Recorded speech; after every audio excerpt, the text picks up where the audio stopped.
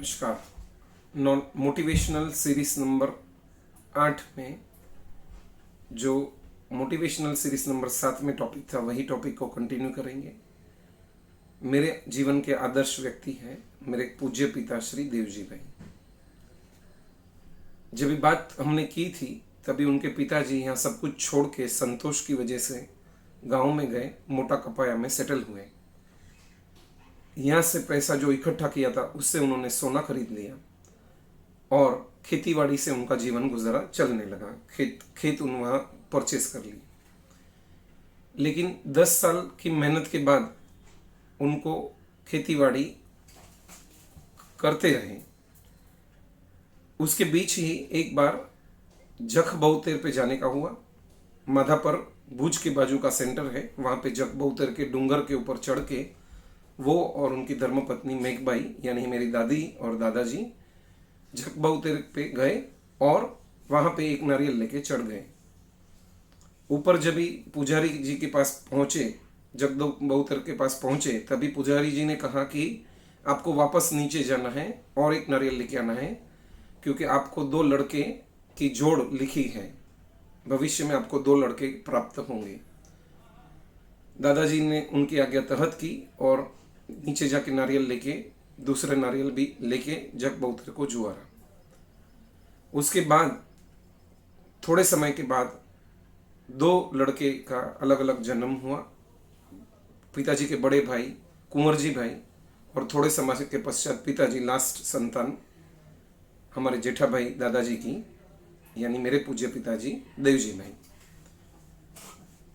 लगभग 10 साल तक हमारे दादाजी ने कपाया में खेतीबाड़ी की। उसके बाद वहाँ पे अकाल दुष्काल जिसको बोलते हैं गुजराती में, तो दुष्काल पे दुष्काल पड़ते गए और 10-12 साल तक बहुत सारे दुष्काल पड़े। इसकी वजह से खेतीबाड़ी का काम भी अंदाज बंद किया गया और जो उन्होंने जायदाद बम्बई की बेच के सोना इकट्ठा किया था उसमें से थोड़ा थोड़ा सोना बेच के खुद का सालाना गुजरान चलाते थे। पिताजी जब 10 साल की उम्र के थे और उससे पहले बचपन की बात, तो बचपन में वह खूब होशियार थे पढ़ने निकले में, और जो 12 से 15-16 लड़के स्कूल में थे उसमें अव्वल नंबर यानी प्रथम नंबर पे ही हमेशा उत्तीर्ण होते थे। गणित उनका प्रिय विषय था और गणित में हमेशा उन्हें लगभग पूरे मार्क्स आते थे। वो साथ में ही ट्यूशन का काम भी करते थे और ट्यूशन करने के बाद उनको 2 चॉकलेट या ऐसा ही कुछ अनाज वगैरह तभी की सिस्टम के हिसाब से प्राप्त होता था जो उनकी मम्मी को जाके देते थे। बचपन से ही होशियार थे और वो होशियारी उनकी अंतिम समय तक बुद्धि और शक्ति काम करती रही। तो तीसरा गुण उनका हम ग्रहण करेंगे, बुद्धि शक्ति का उपयोग सही मायने में जीवन में करना। चौथा, फैमिली मेंबर्स को हेल्प बचपन से किया, ट्यूशन इत्यादि करके खुद का इनकम बचपन से जनरेट करते गए। बचपन में फ्रेंड्स के साथ झाड़ पान पे चढ़ते थे, वो कच्छ की प्रवृत्ति थी।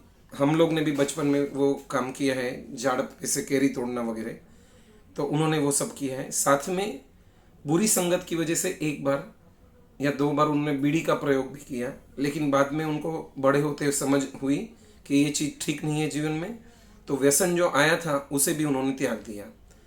तो चौथा गुण उनके जीवन में से हम यह ग्रहण करेंगे कि यदि कोई अपनी बैड हैबिट्स अपने जीवन में आ जाती है तो उसे हमें त्याग करना है, whether it is drinking, whether it is smoking, whether it is chewing tobacco, और it can be any other bad habit including watching movies in excess on Netflix.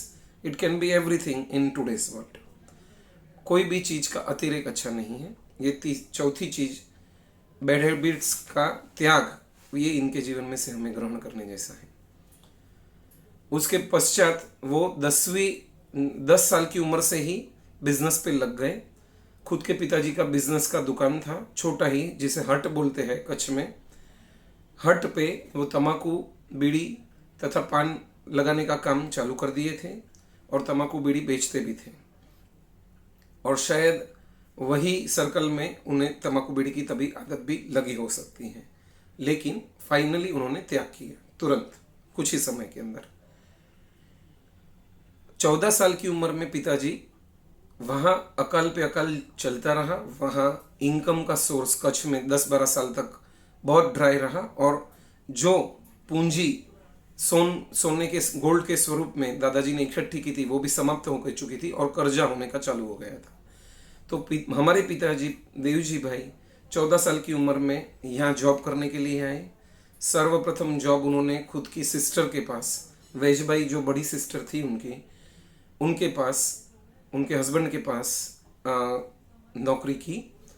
पहले साल में जनरली नौकरी की सिस्टम ये थी कि ट्रेनिंग दी जाती है 18 घंटा काम करने का, लगभग 100 किलो की बोरी पीछे उठा के अनाज का कामकाज था उनका। तो वो 15 से 18 घंटा काम करने का और 6 घंटे का आराम करने का, नींद करने की।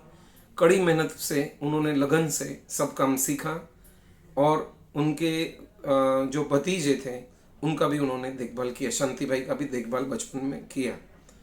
उसके बाद उन्होंने भात बाजार गए। भात बाजार लगभग 9 साल वो फुटपाथ पे सोए। वो कहते थे कि जब भी बारिश गिरता है, जब भी बारिश गिरती थी तो छपरा भी ढूंढना पड़ता था खुद का सर छुपाने के लिए।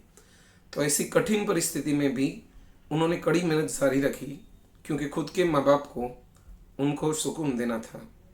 सेकेंड साल में उनको 60,000 का पगार था, 60 रुपये का पगार था, जिसमें से 10 रुपये में वो तेल साबु इत्यादि का खर्च करते थे और 50 रुपये खुद के माँ बाप को गाँव में बेचते थे, ताकि 1500 रुपये का कर्जा जो ऑलरेडी हो चुका था वो फेड के गांव का कर्जा समाप्त किया जाए और कर्ज मुक्ति पा सके। इस तरह से खूब कठिन मेहनत से उन्होंने खुद का जीवन संवारा है। तो 5वां गुण हम यह ग्रहण कर सकते हैं कि अति कड़ी मेहनत, अति वेरी वेरी हार्ड वर्किंग के बाद ही कोई भी चीज फल देती है। जैसे सोने को भी तपाया जाता है, उसी में से सुवर्ण बनता है।